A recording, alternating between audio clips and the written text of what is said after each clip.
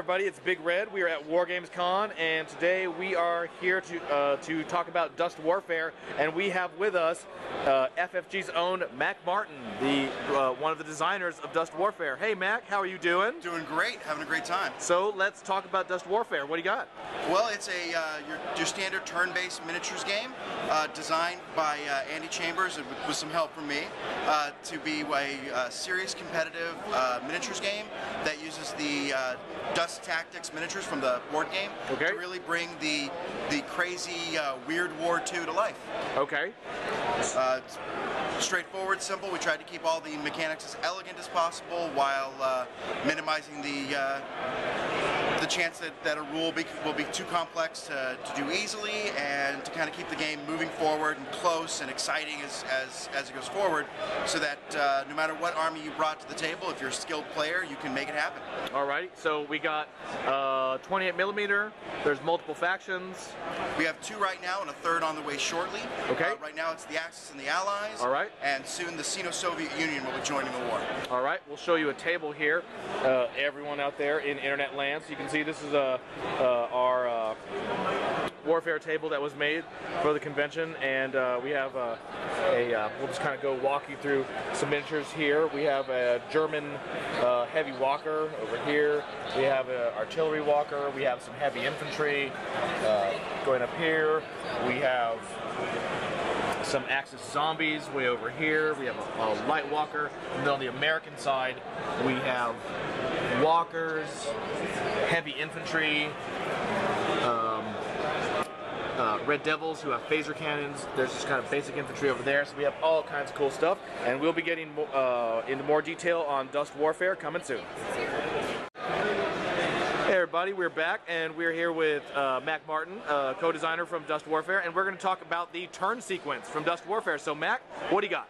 Well, the turn sequence is pretty straightforward. There are 6 individual phases: initiative, command phase for one player, then command phase for the other player, unit phase, end phase. We start off every turn because it's going to fluctuate. You might not be going, first in every turn, and that's designed actually to make sure that one player doesn't get too far ahead of the other. If you overextend yourself and really beat your opponent up, he's going to get to go first in the next round and make some of that ground back. So there is a serious tactical edge to not doing as much damage as you can really quickly, because you can overextend yourself, just like in real life. So what we have is the initiative phase that comes first. The way we achieve that is each player rolls 1 die for each unit they have on the table. Every hit will generate a success. The player who gets the least successes goes first. So the more units you have, the more likely you are to go second. The command phases come next. In the command phase, you get 1 order for each of the successes you generated in the initiative phase. So the player who goes first will have fewer orders, and don't think of those as a way to win the game. These are things where you prepare for the turn to come. You get some guys who are out of cover, you rush them into cover. You finish off a tank that's already pretty damaged, or you prepare for an assault or lay down suppressive fire. Then the other player will get his command phase, and he'll have more commands because he rolled higher. Then the unit phases begin. During the unit phase, every unit activates. So just like a standard miniatures game, I will activate all of mine, you'll activate all of yours, and we'll go, my unit phase and yours. The player who rolled the lowest gets to go first.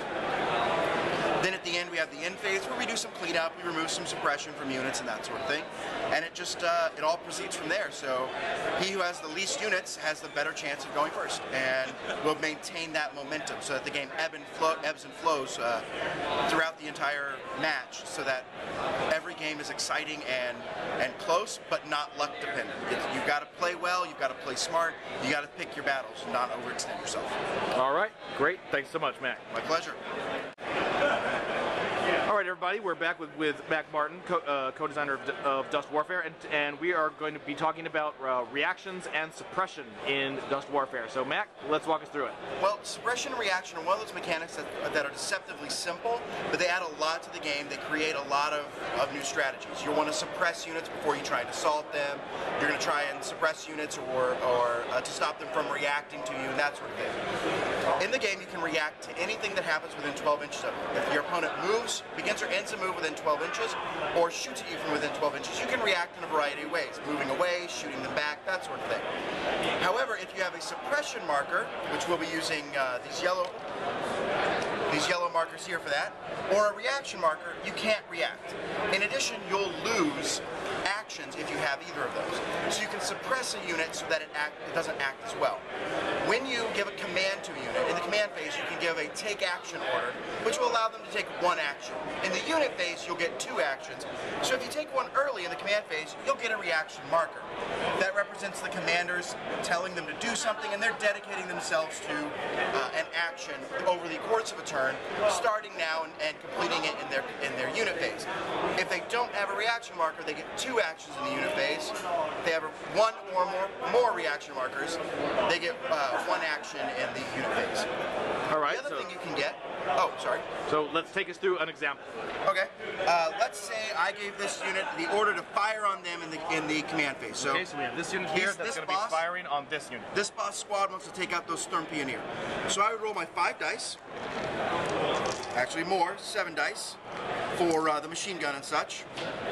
And now I can't count. And for every hit, I get 1 damage. So I did 1 there, and they're going to roll 2 dice for their armor. And they got no hits, so they lose a guy. We'll take out this gentleman here. We'll hide him over there. And because they took 1 or more hits, doesn't matter if everyone survived, even if they cleared the damage, they would get 1 suppression marker. Right, because they took fire. Because they took fire. Whenever you have more suppression than you have miniatures left in the unit, you will flee. Okay, so if that unit somehow ends up with 5 suppression markers, they would be fleeing. But if they get 2 more and in the process lose 2 guys, they're going to run. They're taking too much fire too quickly. Okay. When they then activate in their unit phase, they can only get 1 action. However, at the beginning of their activation, they roll a die, and on a hit, they roll 1 die for each suppression they have, and on a hit, they remove 1 suppression. Right. So suppression isn't right. certain. So units will kind of, to a slow degree, slowly over time, naturally shed their suppression. And at the end of every turn, there's an end phase where every unit automatically sheds 1 suppression. Okay. So it's going to bleed off at the rate of 1 per turn the entire game. Okay. There are things that can change that, but for the most part, that'll happen. Well, cool. And that's how the suppression reaction mechanics work in a nutshell. There's a lot to them that really kind of make the game ebb and flow and make sure that you have a variety of strategies that don't just involve blowing my opponent away. Sometimes I need to suppress to prepare for a later turn, or if a unit is too powerful, I can suppress it even if I can't kill it. Okay, great. Thanks so much, Mac. My pleasure. Hi everybody, Big Red here, and we are with Mack Martin. Say hi, Mac. Hello. From Fantasy Fight Games. We are going to be going through an attack and how attacks work in Dust Warfare. We have 2 very, very different units here that look pretty cool. So Mac, what's going on, and let's walk us through it. Well, right over here we've got the Allied Tank Busters. They're a heavy rocket pack unit for the Allies. They're pretty tough, they're pretty fast, and they're today armed with some M10 bazookas, and they're ready for bear against vehicles. So we thought let's show how they act against the biggest, toughest vehicle in the game. Right here we have one of the German heavy walkers, the Axis heavy walkers. It is armor 7. It's got 10 wounds, or damage capacity. So they can take 10 damage, and it is not going to die anytime soon. All right. So, we start off by declaring the attack. Notice here that it's got that little green dot. That means it's got a reaction marker, so it's not going to be able to react to this fire, and they're just going to lay into it. All right. They have moved up this turn, so they've only got 1 action left. They each get 2 dice. Each dice that gets a hit is going to score 2 damage, because they're 2/2. You can see right over here on their weapon line. Check out that M10 bazooka. Here is their weapon line, and over here we have a M10 bazooka right there, which lists how many dice it rolls against all different things, and against a vehicle 7, which that German walker is, it has a 2/2. So what does 2/2 mean? We're going to just roll 2 dice for each one. There's 3 of them, 6 dice. Boom! We got 1, 2, 3 hits. That means they're going to do 6 points of damage. But first, we roll the armor value for the tank. Now that tank's got 7 armor, so it's going to try and shrug out some of that damage. And it's shrugged off 2 points of damage. So now we've got 4 damage left.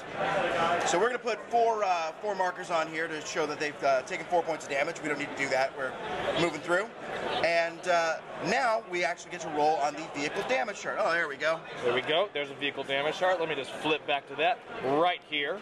So the vehicle took 4 points of damage. But you actually take the amount of damage it suffered before armor reduced it. If you reduce it to no damage, then you don't get to roll on the vehicle chart. Otherwise, you roll before. More dice. so we've got 6 damage, so 6 dice. We roll them right there.